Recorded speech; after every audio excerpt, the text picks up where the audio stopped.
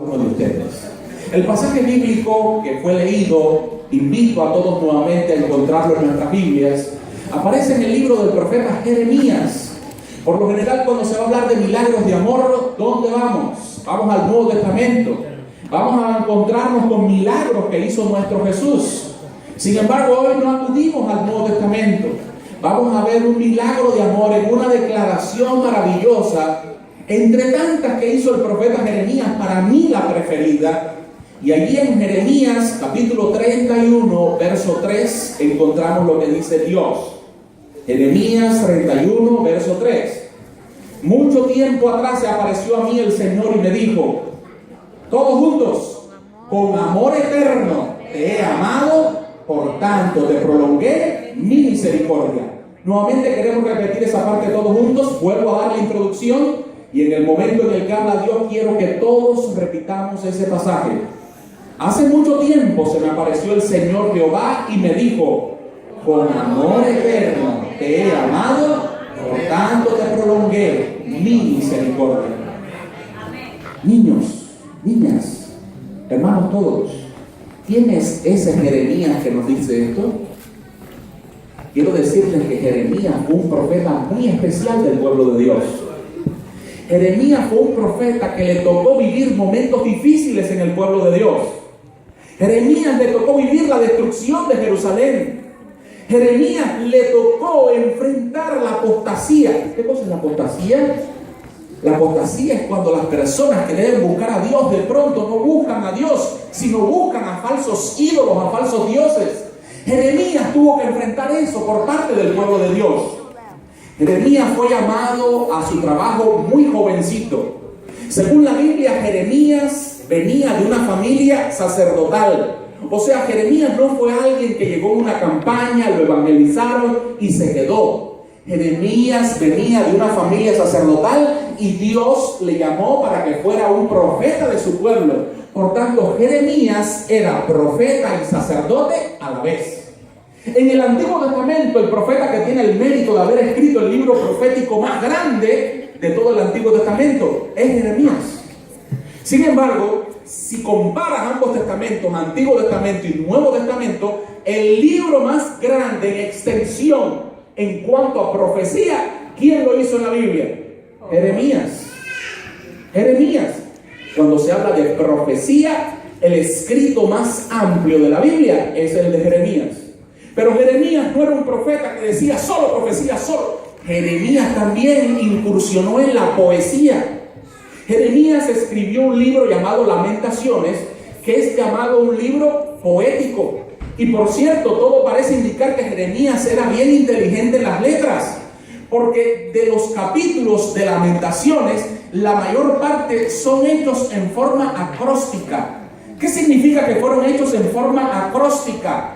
Que cada parte o cada verso, hermano Diógenes, comienza con la letra que le corresponde del alfabeto hebreo. Por tanto, Jeremías era alguien bien inteligente. Jeremías fue llamado por Dios antes de aún haber nacido, según él nos revela tiempo después. Y Jeremías vivió una vida consagrada a Dios extraordinaria. Este Jeremías es el que recibe ahora ese mensaje especial de parte del Todopoderoso.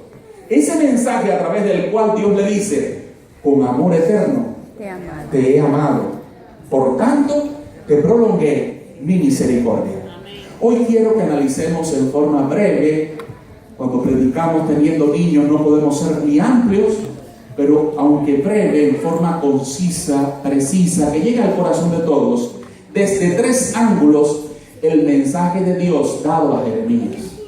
¿Por qué desde tres ángulos? Sí, por lo general los seres humanos miramos desde diversos ángulos cualquier mensaje que recibimos. Si ahora, por ejemplo, yo no me llevo bien con el hermano Hayes, continuamente estoy discutiendo con él. Es más, voy por la calle y viene el hermano Hayes y yo, en vez de darle espacio para que él pueda tener pie en su paso por mi lado, yo le pongo al hombro para chocar con él.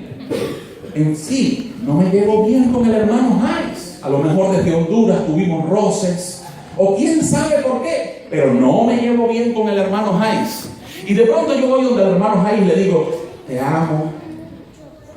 ¿Cómo el hermano Jais recibiría ese te amo de mi parte? Como mismo recibe el te amo una esposa cuyo esposo continuamente le está dando golpe o le está maltratando, pero cuando tiene necesidades de ella viene y le dice te amo o le da una florecita. ¿Qué creen ustedes? ¿Cómo respondería esa esposa? Cuando nosotros recibimos un elogio, una palabra linda, nosotros reaccionamos ¿de acuerdo a qué? ¿De acuerdo a qué? A quien viene, al origen de esa palabra, de quién viene esa palabra. ¿Qué tal esa persona está haciendo conmigo? ¿Cómo esa persona está dirigiendo mi vida? ¿Sí o no? Por tanto, hoy vamos a ver este mensaje a partir de 3 ángulos. El ángulo de las reacciones, el ángulo de las responsabilidades y el ángulo del resultado. En primer lugar, reacciones. Dice la palabra de Dios, hace mucho tiempo se me apareció el Señor y me dijo, con amor eterno te he amado, por tanto te prolongué mi misericordia. ¿A quién dice el Señor estas palabras? ¿Específicamente a Jeremías o al pueblo de Israel? Al pueblo de Israel.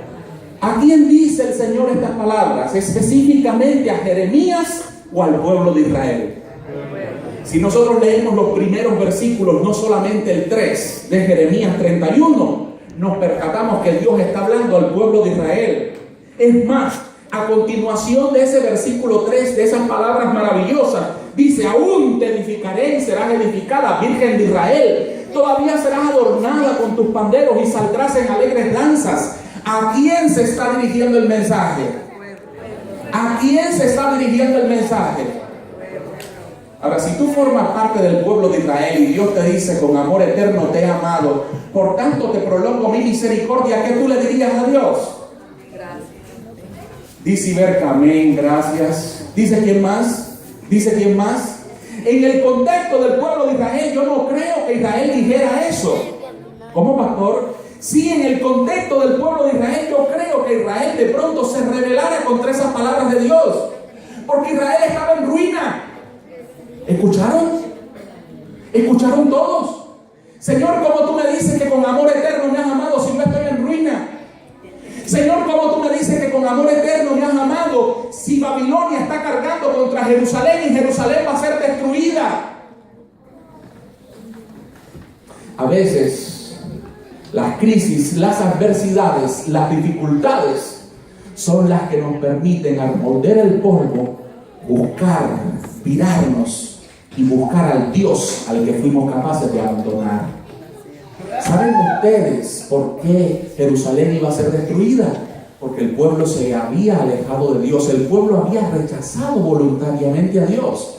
Por tanto, si alguien reaccionaba y le decía, ¿cómo nos dices que nos amas y mira cómo estamos? Dios le diría, pero están así porque ustedes me rechazaron.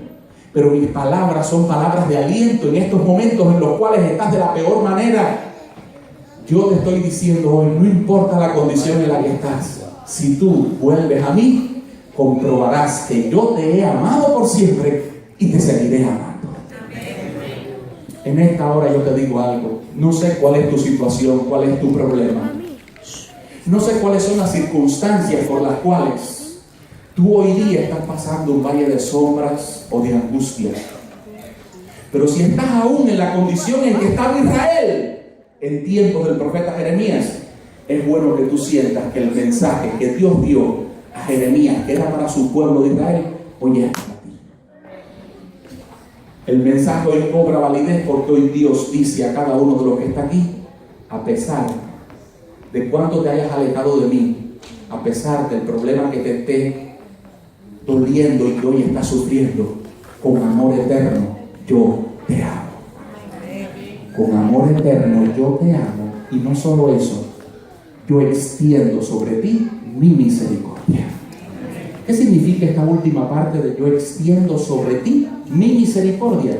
Significa que ese amor no está dado porque tú o yo lo merezcamos. Ese amor está dado porque a pesar de no merecerlo, Dios quiere amarnos, porque Dios quiere salvarnos. Amén. Alabado sea el Señor. Amén. No importa cuán lejos tú y yo nos vayamos, no importa cuán testarudos tú y yo seamos, no importa cuánto tú y yo los separamos forzosamente de nuestras vidas, Él sigue ahí diciéndonos con amor eterno: yo te amo. Sabiendo esto, ¿cómo reaccionamos ahora? ¿Entendemos el por qué a veces nos toca sufrir para que volvamos nuestros pasos y busquemos a aquel que con amor eterno nos ha amado? ¿Cómo tú y yo reaccionamos ahora? En la crisis a veces reaccionamos diciendo: pero ¿cómo me das tu amor, oh Dios, y mira lo que estoy pasando? Quizás estás pasando lo que estás pasando para que busques a aquel a quien abandonaste. Amén. Para que te refugies en aquel a quien heriste y a quien desechaste. Para que compruebes que en este mundo y en esta vida nadie te va a amar como ese Dios que te dice: amén, con amor eterno te he amado. amén. Responsabilidad. Este es un segundo ángulo en el cual podemos ver el mensaje. Cuando entendemos que Dios nos ama con amor eterno, ¿cuál es nuestra responsabilidad? ¿Cuál es? Viene ahora una historia que espero impacte a ustedes como me impactó a mí. Quiero contárselas en primera persona, como yo la leí, del testimonio de aquel que la escribió. Dice así: hace 17 años yo estaba herido por la vida.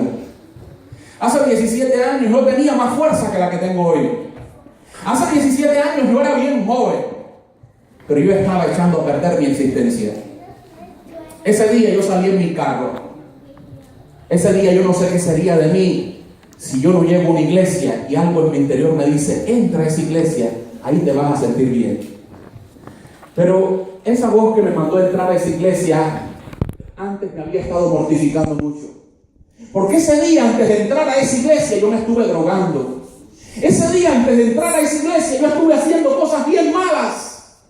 Ese día hubo un momento en el cual ya yo no quise más vivir. Pero no sé, yo había escuchado que en Semana Santa vale la pena algún día de esos santos ir a la iglesia. Este es el testimonio que está narrando esa persona. Dice: y ese era Viernes Santo. Y de pronto veo aquella iglesia con sus luces apagadas, pero su puerta abierta. Y yo dije: esta es la iglesia buena para mí. Porque como las luces están apagadas, nadie me va a ver. Nadie me va a mortificar, nadie me va a caer encima repartiéndome libritos o diciéndome: oye, atiende que esto es para ti. Nadie me va a mirar con esas sonrisas que a lo mejor son sinceras o a lo mejor son fabricadas. Así es mejor que nadie me vea entrar, y como mismo voy a entrar, como mismo voy a salir, pero al menos cumplo de llegar el Viernes Santo a esa iglesia. Dice él: y cuando llegué a aquella iglesia, las luces estaban apagadas porque ellos estaban viendo una película.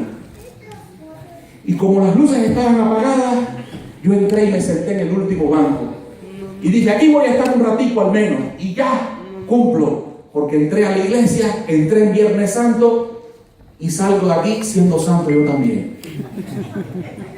Ahí yo estaba en el último banco, no tenía ni mucho interés en la película, pero de pronto comienzo a ver en la película que hay un hombre que trata bien a todo el mundo. Ese hombre trata bien hasta los que lo tratan mal a él. Ese hombre le sonríe hasta los que le dan golpe a él. Oh, pero ¿quién es este hombre? Yo nunca había visto una gente así. Y de pronto aquel hombre me atrajo con la manera en que él actuaba. Y yo comencé a fijarme en ese hombre, el hombre de la película. Y la película sigue avanzando y aquel hombre llegaba donde había gente enferma y la sanaba. Y aquel hombre llegaba donde había gente con hambre y le daba de comer. Pero un día la gente se puso molesta con él. Porque en este mundo, por lo general, todos los que hacen lo bueno, molestan a los que les gusta lo malo. Y unas personas cogieron a aquel hombre bueno y comenzaron a hacerle cosas feas. Le daban golpe. Comenzaron a escupirlo. Hubo un momento en que yo me sentí tan mal que estuve a punto desde mi último banco de decir: la gente que dirige en esta iglesia, quite eso. No permitan eso. Ni aunque sea en una película, por favor. No. ¿Cómo le están haciendo eso a ese hombre?